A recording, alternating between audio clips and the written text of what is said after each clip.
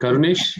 Yeah, thank you, sir. So I would request Ms. Rebello, ma'am, to to chair this next session, please. Yeah, ma'am, over to you, please. Thank you so much, Karunesh, and good evening, everyone.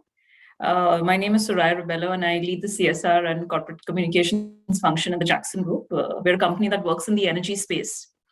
And I would also like to extend a warm welcome to the audience and my fellow industry friends who are experts in the CSR domain.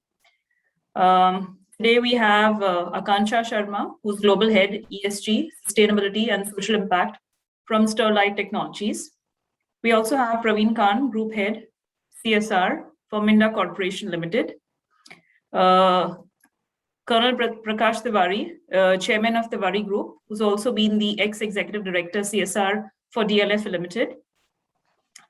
And we have Anurag Krishna, who's head CSR with Tata Consultancy Services, North India.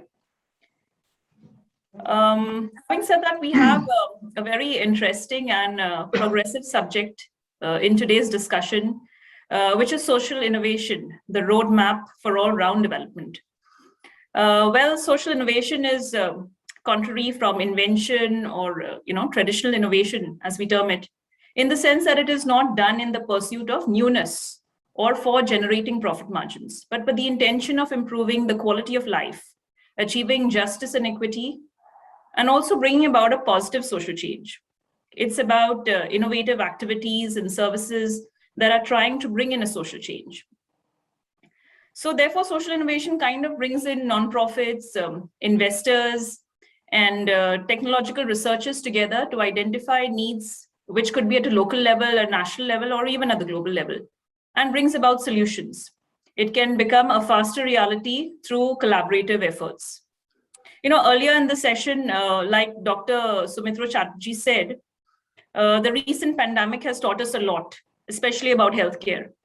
It has impacted the health sector, but at the same time has brought about revolutionary changes to combat health challenges, not just in cities, but even in remote parts of the world. Social innovation helps to make healthcare delivery more inclusive, more effective, and affordable.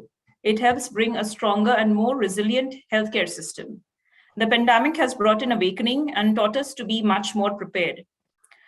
Similarly, in the previous session, Mr. Vinod Pandey has also discussed some very valuable points on environment sustainability. Yes, it is a call for social innovation in the environment space and at a much faster pace. I would like to call Akanksha Sharma, Global Head ESG for Sustainability and Social Impact from Sterlite Technologies, to speak about social innovation and tell us more about how the contribution of CSR has moved towards social innovation. Ma'am, I think she just left out due to some technical issue. So I would request to right. All right. So then can I please invite Praveen Khan? Hi, Praveen, are you here? I think I can see you. Hi, Soraya. Good evening. How are you doing? Very good evening. Praveen, can we talk about how collaborations and partnerships help in social innovation and what are the tangible benefits? Maybe you could cite a few examples from your very own experience or your organization. Sure. Thank you very much for the question, Soraya. Well, it's been a very productive discussion so far. I've been present here since the inaugural of the session, and important day for me to learn a lot of things from fellow colleagues from the industry. Well, talking about social innovation and then the benefits of partnerships and collaboration, we also heard during the last session that the significance of partnerships and collaborations is utmost there in any of the development projects. Well, social innovation is for a purpose. The purpose is, of course, the amelioration, the betterment of certain set of people or environment, which again is connected to the business, because we've been talking with the umbrella of corporate social responsibility. So yes, I would like to talk about it. What happens is that we do some kind of need assessment in an area, and based on the need, we come out with some kind of solution. And the solution is in the form of a program or a project which has got certain timeline, which requires certain bandwidth, some expertise, certain capacities, and all that. So if you look at the development sector as a whole, each one of us have got our own set of expertise. We all are not the experts for everything. If we refer the last session, somebody was talking about the impact assessment and the emerging need of it. Well, tomorrow, if all the organizations spending more than ₹1 crore would require an impact assessment to be done, we would require a lot of organizations actually to do it. Anyways, I partly and partially been, deferred from the point that every year impact assessment should also be done, and can it be done, and we can find out some results out of it. I'm not on track so far, but let me come back to the track talking about the benefits of partnerships, collaborations right here. What is the benefit, what we'll get out of the social innovations? See, the productivity of the innovation, of the social innovation, which is going to benefit, that will be enhanced. I have got certain expertise. Partnering with an agency would further benefit it. The productivity would be better. We will have a better know-how. The skill set that I will have will be added with certain value addition with another organization we joining hand with. And ultimately, we will have a good product.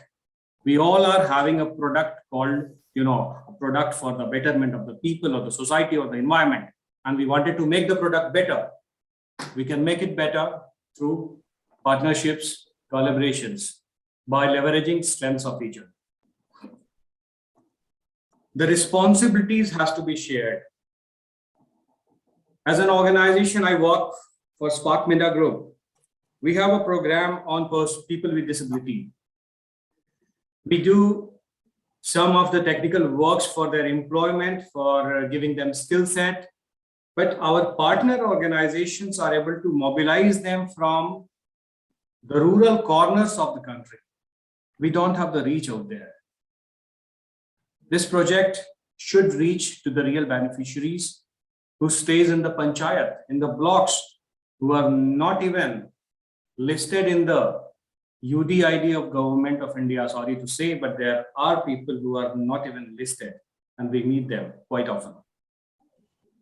Well, if this innovation has to reach to them, the responsibility has to be shared. And this responsibility was shared by our NGO partners. They did it.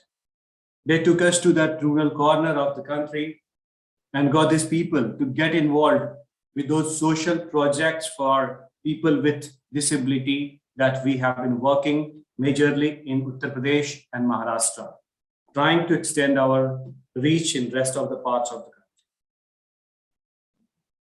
If I look at development sectors in whole, I do believe that a network has a role to play. And the network sharing is important. Through such partnerships and collaborations, if we share the network of each other to scale up the project, we did here in the last session, that with the project implementation, scale-ups are also important so that it reaches to more number of people. So that network is important, which can be achieved through partnerships, collaborations. We invest our bandwidth, time, cost, many things. At times you would have seen that for a similar kind of project, many organizations have been doing research at their isolated end. Why is it required? I don't think. If a research for a particular subject with a particular set of people has already been done with that partnership, why can't we get that research copy? And if we have that research analysis with that analytical views, we can develop a project and implement it. That's the beauty of the collaboration, partnerships. There are certain other benefits, which is improvement in the culture, exchange of the new perspective, which may also benefit programs that we have been implementing along with the partner. Lastly, I'd like to take an example of one of the social innovation projects that we've been doing in the prisons of India. Well, Minda Corporation is an automotive company, and we have our presence in different parts of the country.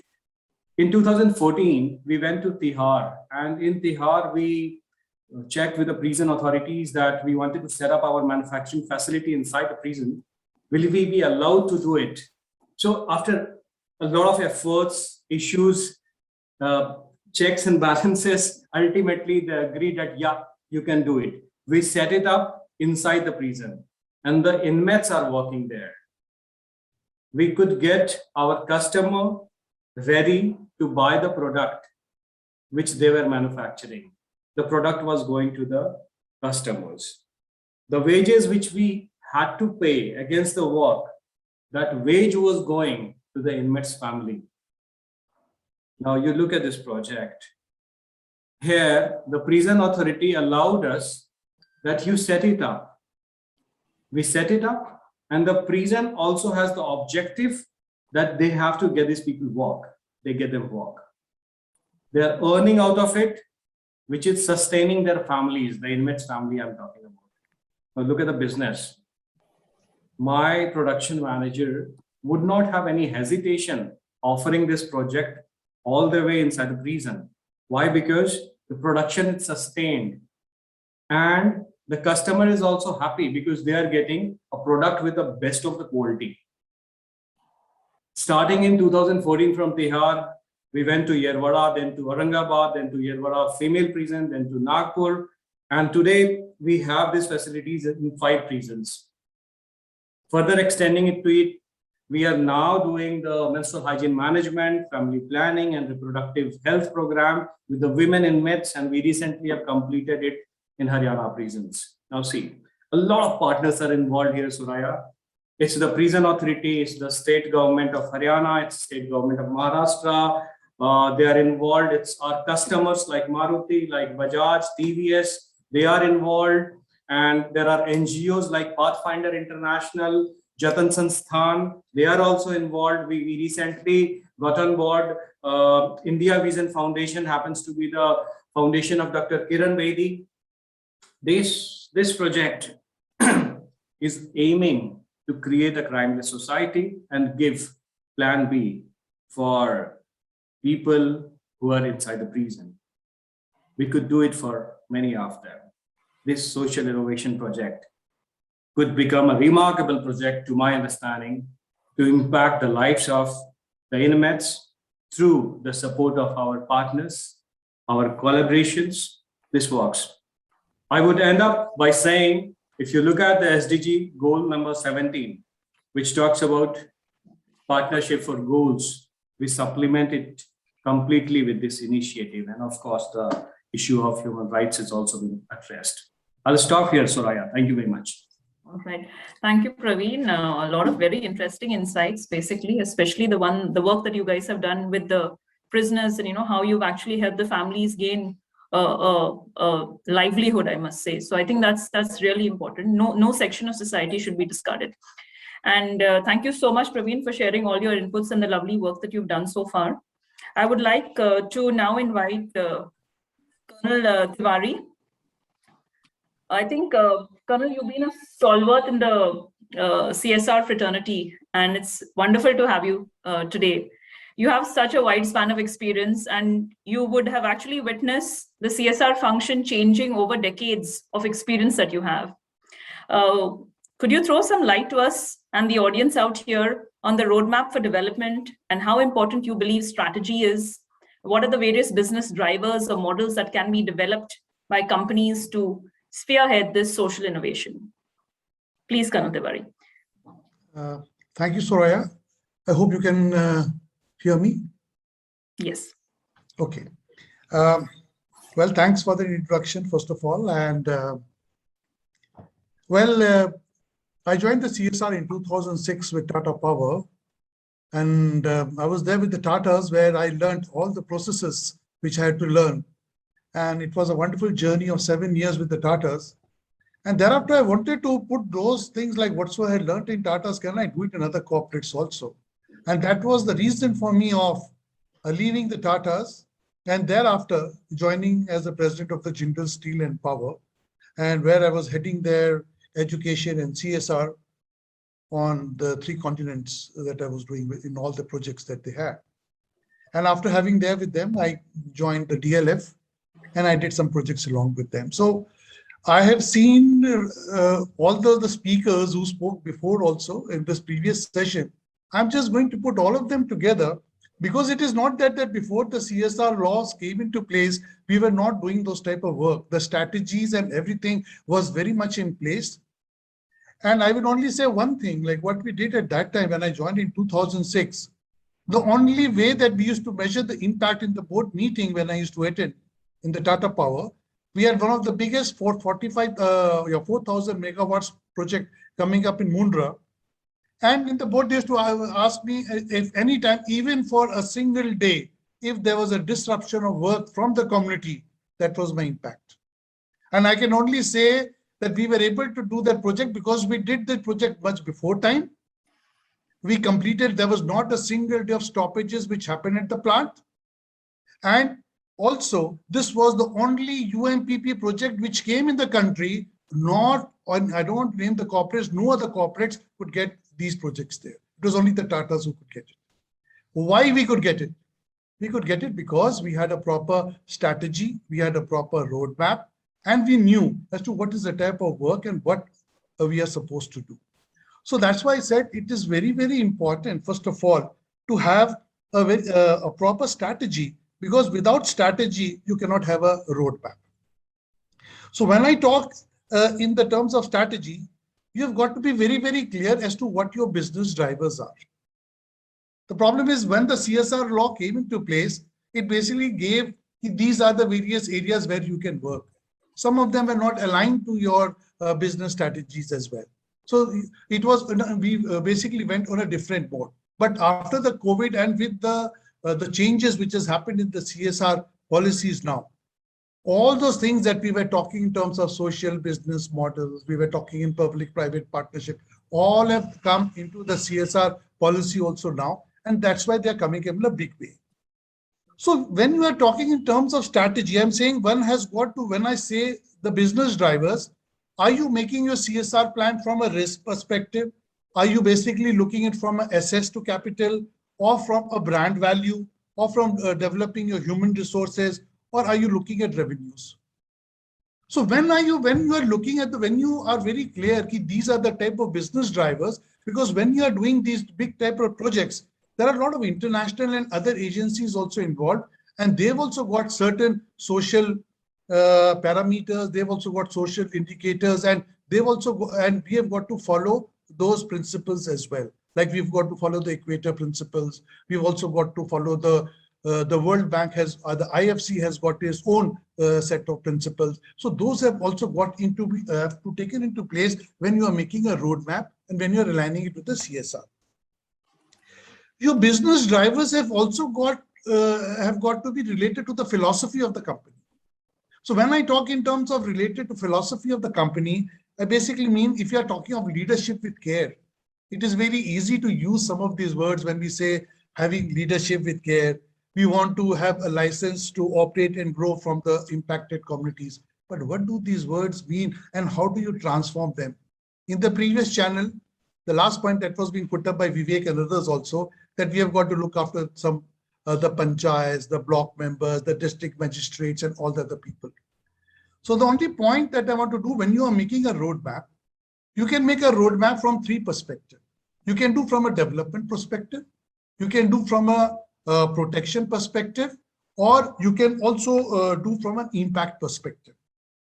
So first, you have got to be clear what is the perspective based on which your company is working and based on which any plant or project, because we are working in large projects and we had to spend that amount of money out there. So we had to be very, very clear that I've got to look after these 3 factors also.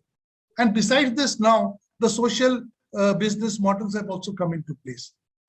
So when we say that when we talk in terms of impact and when we make that type of a roadmap, any of the programs that you are making, these particular programs have got to include, and you've got to include that what are those aspects that you are looking from a protection point of view, what you are looking from a development point of view, and what you are looking from an impact, the way that you are impacting. And especially for corporates where I work, basically in power sector, when I'm talking in terms of steel sector, and also in terms of the real estate sector, where there is a lot of impact on the environment, where there's a lot of impact on the livelihood, other patterns as well. So you've got to see all these aspects also into place when you make your roadmap.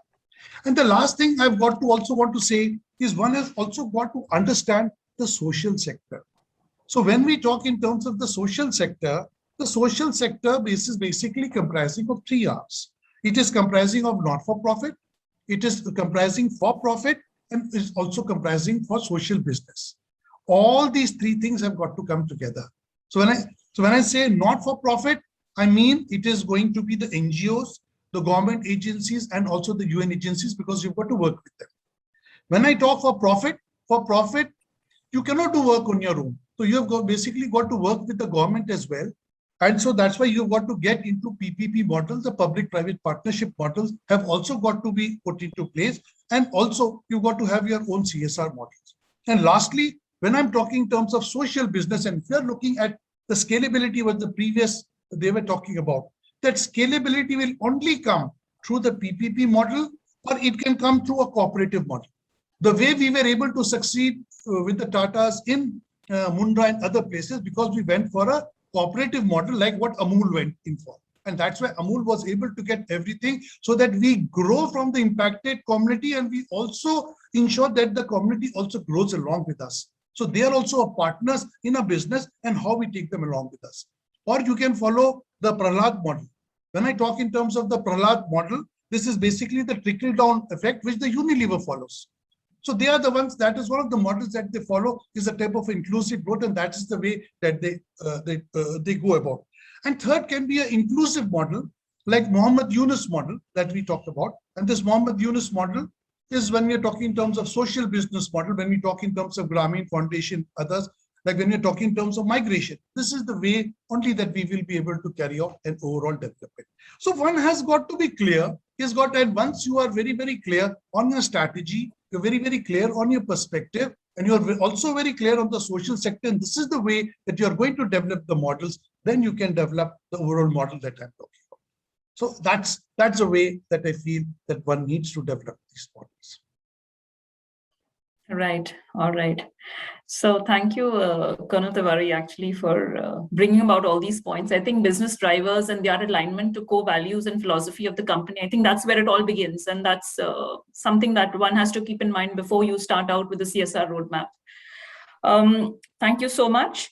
And I'd like to move on to our next guest here, Mr. Anurag Krishna, who's head CSR for TCS North. Anurag, COVID has changed the approach to social innovation, especially in the healthcare and education sectors. I think we've all witnessed this at a pretty large scale. And TCS and overall the Tatas, they are companies that are giants in every aspect, in every business that they've actually put their hands into. Having said that, tech companies have had a large role in technology innovation and transformation. Technology has played a pivotal role in transforming many sectors, largely education. We have witnessed the impact of innovative technology in education at our homes with school from home or hybrid schooling, just like the corporate sector, who has witnessed work from home. This has led to even the most deprived segments of the society having access to technology. And research has actually proven that students can score up to about 23% higher in tests when given the adequate technological resources.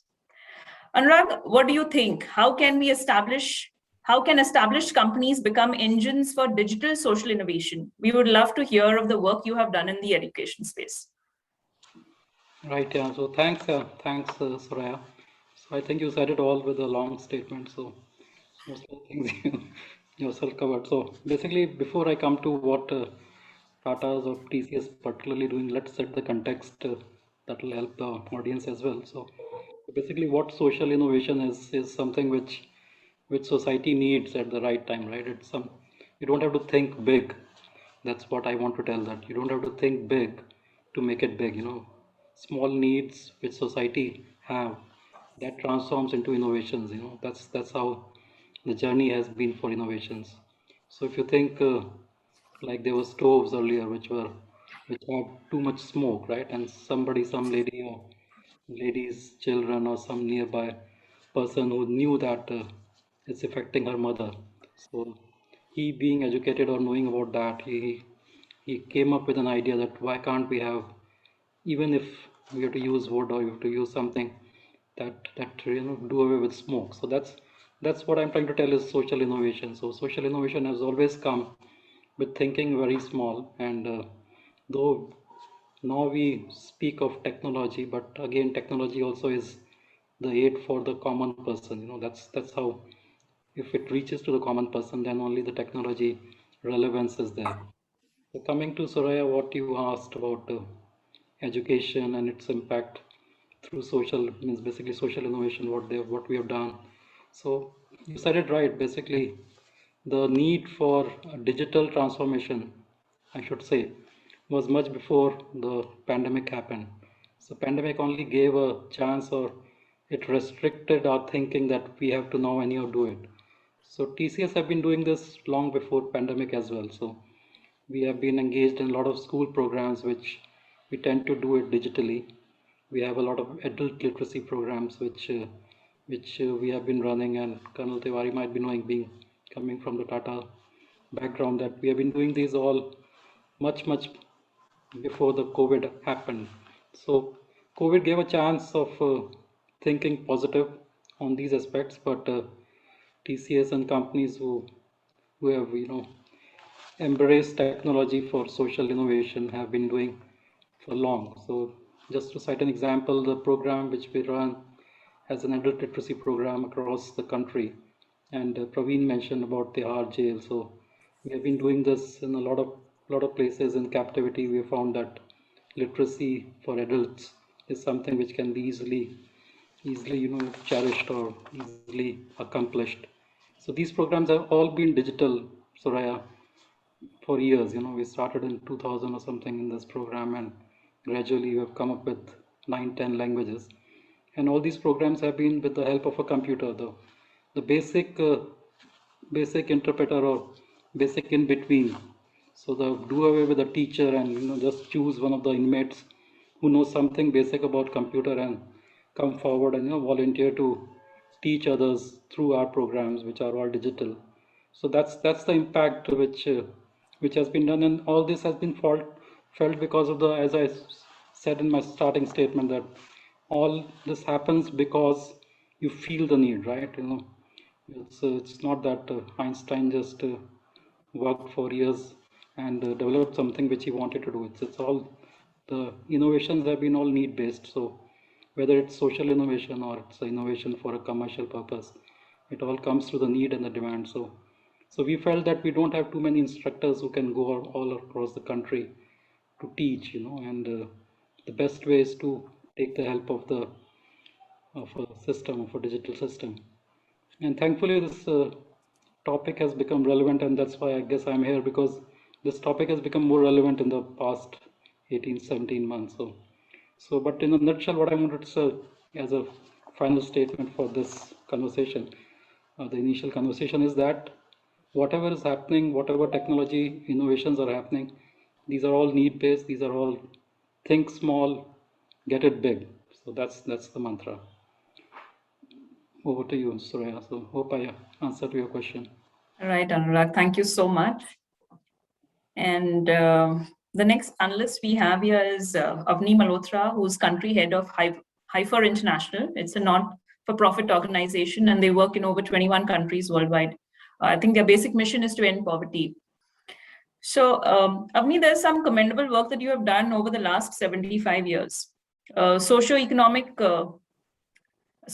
innovation is becoming increasingly important in uplifting the lives of the economically backward. So what type of financing is available to scale social innovation, and what are the programs that Haifa International has in India and overseas? If you could throw some light on these areas, please. Thank you, Soraya. It's an honor to be part of this esteemed group and share the work that Haifa has been doing. So essentially, we find it difficult to get funds for social innovation. So being at the other end of the spectrum, it's not an easy job to get that fund. So the kind of money that is available is limited, and it's also difficult. Also, when the money is limited, then you are also careful about how you spend that money in applying it for social innovation, which you know may or may not work, right? So during the COVID period, as an NGO working in this area for a while, we looked at what we could have done. And one of the first things that we felt was that, which went in our support, was the fact that we had built social capital. When I talk about social capital, essentially we had invested in making groups. So we had a number of self-help groups, about 7,000 self-help groups that we were working with. And we're working only with women. This is just a point to share with you. And in these groups, the fact that made it possible for us to innovate was the fact that these groups were very strong. So we had built social capital within these groups. Social capital is actually the feeling of belonging to a group and having relationships between groups. So having that social capital in our bag, we were able to do some innovations. And one of the first things we did was we gave them money. We gave them loans that they could take. So each group had access to some funds which they could take in order to help them tide over this time. And look at, when we worked with these groups, we also realized that there were certain conditions that these groups were strong enough to say that in the event of any of our members contracting COVID or any of our family members contracting COVID, these would not be loans, these would be grants, which we were agreeable to. In the event of a member losing life or losing a family member, these were not loans, these were grants. But when she used it for livelihood, when she used it for reconstructing her livelihood, for buying seeds, for buying a little goat, for buying some chickens, at that time it was considered a loan, and the women agreed that they would pay back this loan and they would build a resiliency fund within their SHGs, which would tide them over other such similar situations. So we found, I would classify this as an innovation, though it's a classical thing that normally happens. But the fact that these women could think so much and think so clearly went in our favor, and we were able to implement the program. We are still in the process of implementing and evaluating how we have done, but the women felt some relief from this activity. The second thing, which again came to us from the fact that we had built not only social capital, but we had built the program in situ. So in the sense that those people who were the grassroots workers belonged to the community that we were working with. So having worked with us, we had access to their contacts and their numbers, and we used their phones and contacted the community during the lockdowns just to find out how they were doing. And in that manner, we realized the difficulties they were facing and the situation that they were in. And we were able to continue with the program. So, giving them a ray of hope. We didn't stop working for a single day through the entire process. And I think that was another innovation, because in that time when people were not accessible, we were not able to go to the field, we still knew what the community was going through, how many of our members were sick or had contracted COVID, how many people had returned from migration, and what was the strain that the families were feeling. And we do livestock-based projects. So for instance, they were rearing goats and chickens. We told them, please consume eggs and chicken and whatever is available to continue and maintain your nutrition. We are in the process of designing a study to see if the social capital we built in the previous years has paid off, has inculcated a degree of resilience in these groups. So we are still in the process of doing that. But just looking at the project, I feel that we have made resilient groups, and that's the biggest social innovation that we could have contributed. Thank you, Soraya. Thank you, Avni. It's quite interesting, in fact, the kind of work that you do. Just another question to you out of what I've heard from what you've just spoken about. How do you choose? I mean, you work in so many countries globally. So how do you actually shortlist and narrow down and decide that I want to work in this region? Okay, we follow a strategic framework, and we design a strategy around how we will operate in a country. So we have picked up some of the poorest states. So you will find that we used to be in Rajasthan. We are no longer in Rajasthan, but you will find us in Odisha and Bihar.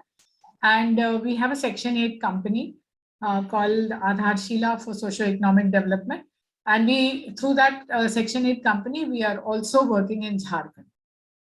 But if we are invited, like Nudge Foundation has invited us to UP to replicate our program, we have even gone there, though it is a very small intervention at the moment. So since our focus is to work with very poor families, I mean, we really work with the poorest of the poor. So therefore, we will find us in some of the states where poverty is very high, or in pockets where, even in better off states, in pockets where poverty is high. So with the tribals, with the OBCs, lower caste people, that's largely where we are working. All right. All right. Thank you, Avni. Soraya, can I just add what Avni had said? I'll just say, because I sit on the board of Grameen Foundation, and I'm interacting with a lot of other, like Avanti Foundation, which was started during this time by the Tatas also.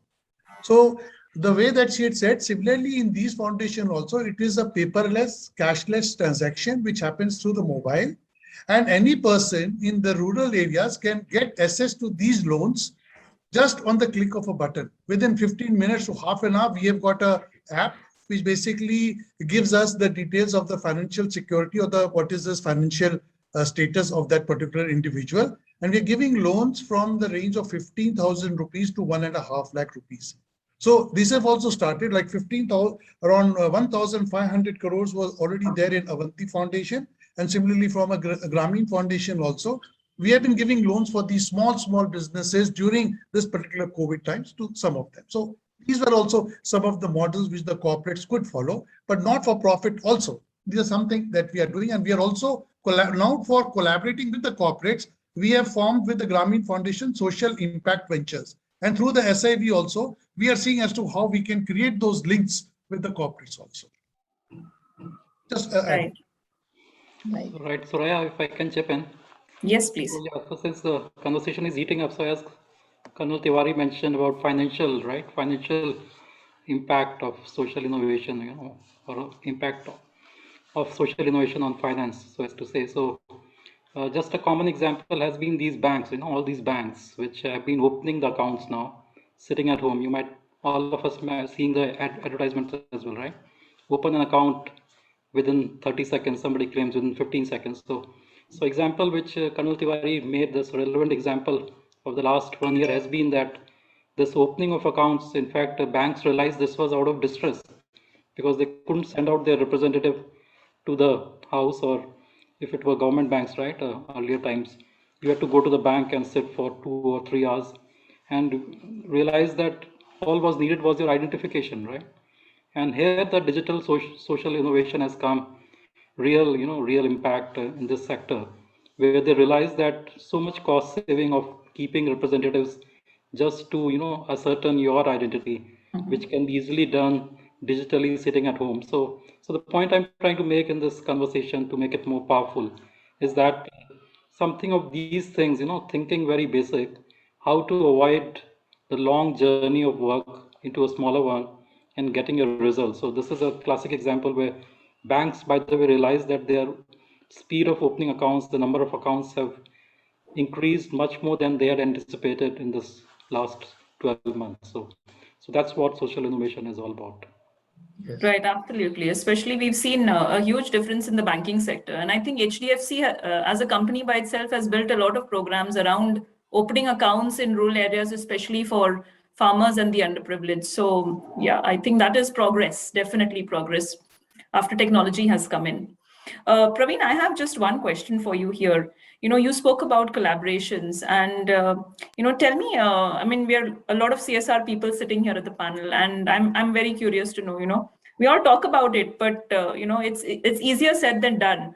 So, what do you think, how can collaboration actually come about? Sure. So once I talk about collaboration, we generally traditionally we've been following that triple P concept of understanding, where there is a public, there's a private, and there's a partnership. I would like to have a further extension of it, and for the P and P, I would again I keep telling this in various platforms, that the P should not just be public private, but it could be people private, it could be panchayat private, it could be person private as well. So that's something that is very, very, very important. Now, see, if you're looking at a partnership, a collaboration, it's just not mandatory required between two organizations. Okay, it could be a person with an organization also. It could be a panchayat with a particular CSR. Look at a program in a village for which you are making the panchayat as one of your stakeholders, partner for that program. When you are developing it, when you are implementing it, and when even you are going to exit from there, you hand it over to them. They've been your partner for this collaboration. And this brings the sustainability of the initiative. Number two, if I look at the role of NGOs in this entire process of partnerships and collaborations, along with corporates particularly, there are NGOs with their domain expertise. We know the requirements of our country. We know the basic requirements. We've been working in healthcare, we've been working for education, livelihood promotion, nutrition. मतलब ऐसा है कि जो जरूरत है उन चीजों के बारे में पता है हमें, और जो स्वयंसेवी संस्थाएं हैं वो भी इन सारे डोमेन एक्सपर्टीज कैरी करती हैं. In the previous forum, somebody talked about a portal where such exchange can take place. So these partnerships and collaborations can take place in various forums like this. I also know about one of the portal of CII. So Karunesh would be aware about that, where the NGOs and the corporate can actually exchange. They can partner, they can collaborate, they can work together, leverage their strengths. I also know about a few organizations who've been providing these paid services. I would not like to take names of those organizations, but yes, there are certain organizations, fine, I understand, like profit is not a bad word, it's okay. They have to sustain, so they have to earn. So for offering these services, they are charging something, and nothing wrong even if like somebody is mediating a job for you. So there also such partnerships can take place.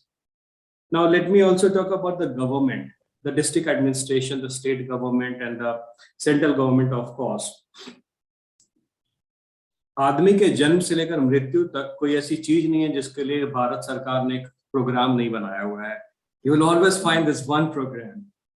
And unfortunately, we try to reinvent the wheel. We try to find out a new program, a new USP program for which you are going to get a good gold medal.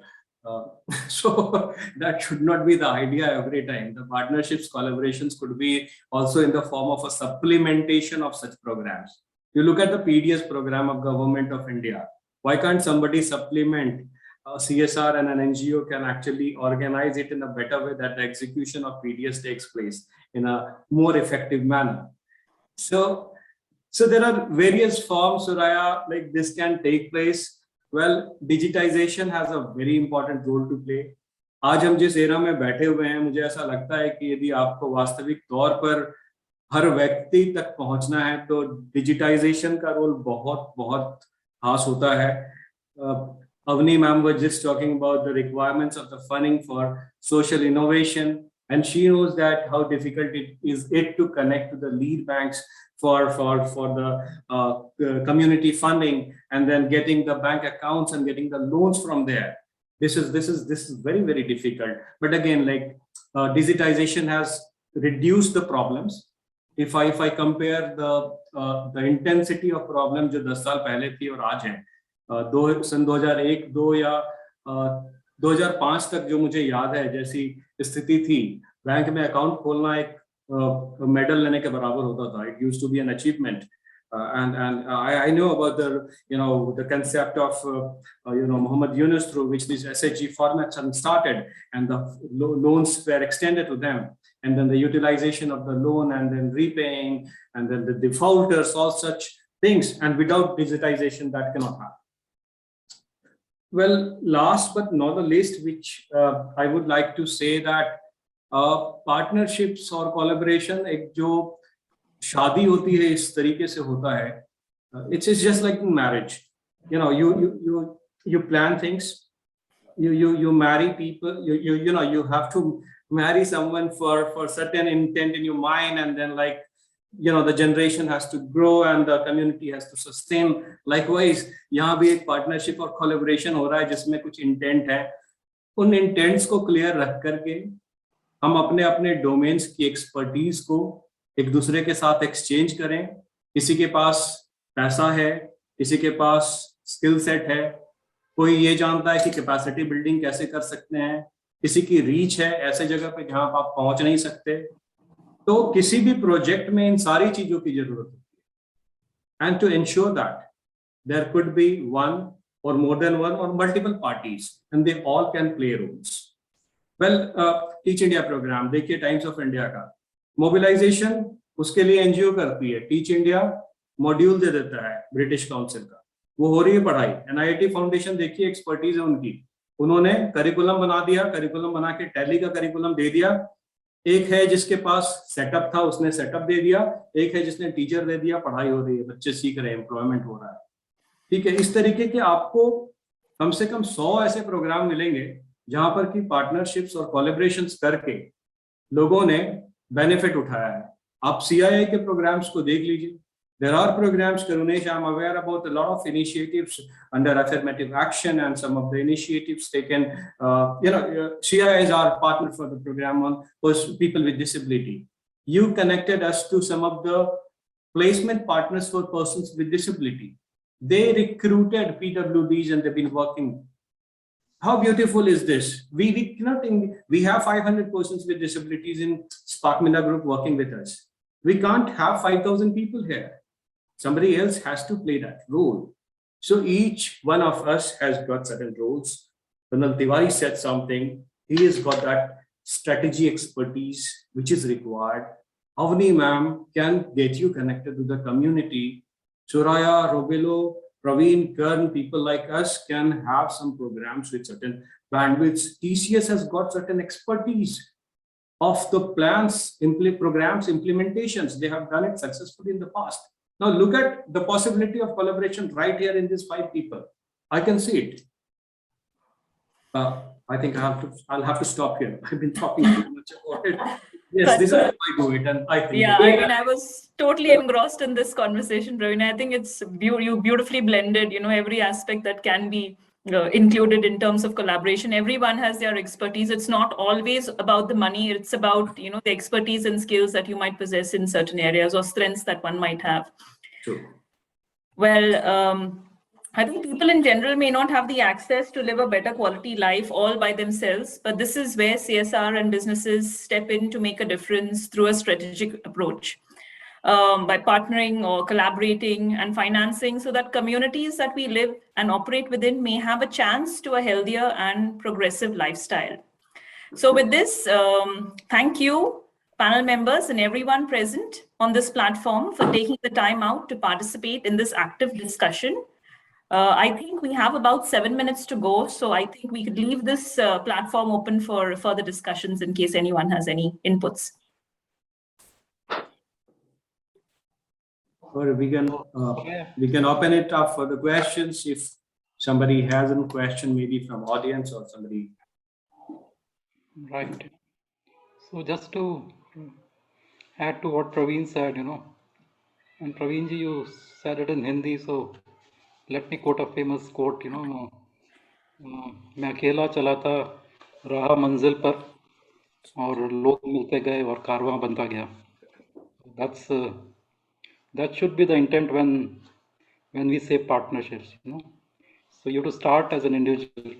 Mahatma Gandhi started like that, and by the way, I was reading about him today before this session. So he was in fact himself a very great social innovator, you know.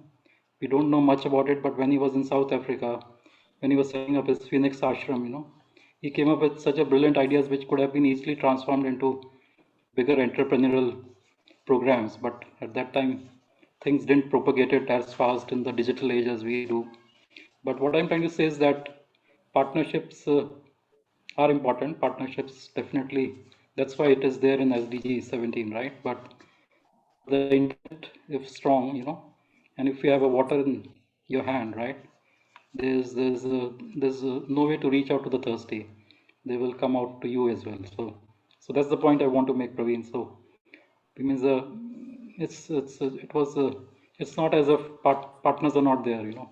It's at the right time things matures and people come together and make a journey, and that's how a karma becomes. So that's where let's think positive, you know. There are a lot of people who are willing to invest, in fact surplus of them. If you see the venture capitalists, you know, they have money bags in their hand, but they don't have enough ideas to invest, you know. So partnerships are there, partnerships are galore. The intent, the impact, as I said, the think big by doing something small. That those things when are visible, partners come running. So that is what it is. Only one thing I want to add, like what Anurag and Praveen had said, was getting these collaboration and this thing is very, very difficult. It's not that very easy, because within, like when I was in the Tatas, getting all the Tatas company together for one project, it was hell of a task. It's not that the things are very simple there. So one thing which I also learned was also the things happen when you work not for the community, but when you work with the people or with the community. So that thing has got to change. And some of the things that changes when we talk in terms of CSR, one is in terms of management. The other thing is in terms of transformation. When I talk in terms of transformation, how can you transform a particular society by doing a small type of a work only? Like to give you example, like when we did this 4,000 megawatts power project, only one which came in the country at that time, was because we made people as a particular partner. And what we did is we didn't execute it. We basically gave it to them, made them also as a part of the partner, and we made cooperatives. And when we made, I tell you, one of the biggest problems which the people were facing out there, we had acquired a large amount of land and all these people were into pasturism. So they were losing their livelihood because some people who had lost their land, they were getting money. But those people who didn't have land, for them, it was a big problem because they had only very meager animals. So what we said, we are going to take all the animals of the village and look after them for life. So you can imagine 10,000 of those cows and everything we had taken and created one of the biggest gaushalas of Asia. That was only one project we did. But that one particular project that we did out there, which was managed by the people, managed through the particular cooperative, the money was given to them, it changed the complete landscape. Why other corporates are facing some other problems? So that's why I said, when you look at this particular project from a risk perspective, when you're looking at it from a little bit from your own protection perspective, the development perspective also comes into place. And that's how the social development will take place. So look at, you have to do a small thing, and that's what we have. Once you look from a spiritual side, you are able to take the people along and you are able to transform. That's one of the ways that you can do the type of partnership and collaboration which Praveen and they were also saying. So not work for the people, but work with the people. Right. Karunesh, would you like to take over? Yeah, ma'am. Thank you very much for this a good session. And so ma'am, I would request you to just give your thanks to all the participants, and maybe we can close this. Yeah. Okay. So I think I already did that like 5 minutes ago, but nevertheless, Thank you everyone for being here. And as always, I think some of us have met in person and some have not. And I really hope to catch up once the market opens, where we can all be out there and start interacting with each other and life can all be normal. So thank you so much for being here and have a very pleasant evening. Thank you. Thank you. Thank you. Thanks. Bye-bye. Bye, everyone. Thank you very much. Bye. Bye. Thanks, Karunesh, for organizing it. Bye. Thank you. You all, yeah, thank you.